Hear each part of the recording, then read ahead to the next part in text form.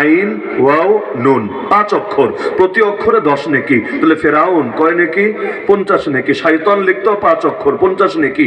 ইবলিস লিখতেও 5 অক্ষর, 50 নেকি। 50-এর বড় আজীব খেলা। তাহলে এই যে দেখা গেল ফেরাউনের নাম একবার নিলে 50 নেকি, 74 বার নিলে কত নেকি হিসাব করেন। আর এটা তো স্বাভাবিক সময়ে, রমাদান মাস আসছে, নেকি কমবে না বাড়বে? রমজানে সবকিছুর নেকি বেশি। যেমন বুখারীতে হাদিস আছে, কেউ যদি রমজানে একটা ওমরা করতে পারে, ওমরা বুঝেন তো, কেউ যদি রমাদান মাসে একটা ওমরা করতে পারে, নবীজি বলেন আমি নবীর সঙ্গে হজ করা সওয়াব সে পাবে।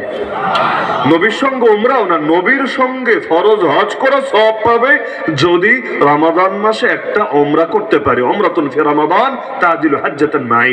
তো রমাদানে তো সবকিছুর সওয়াব বেশি। তাহলে এখন যদি রমাদানে ফেরাউনের নাম তেলাওয়াত হয় তারাবির নামাজে, কি পরিমাণ সওয়াব। তাহলে এত সওয়াব কেন আছে ফেরাউনের নামের ভেতরে?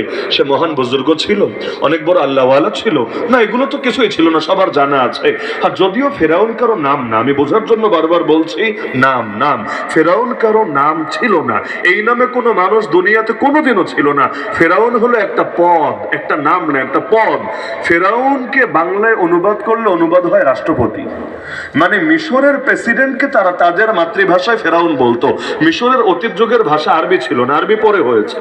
যেমন এখন বাঙালির অনেকের মুখের ভাষা ইংলিশ হয়ে গেছে, জান দিয়েছে বাংলা ভাষার জন্য, তো বাংলাও বোঝে না ঠিক মতো। ইংলিশ মিডিয়ামে অনেক বাচ্চারা পড়ে, বিশেষ করে এয়ারপোর্টে মাঝে মাঝে এই টাইপের বাচ্চা পাই।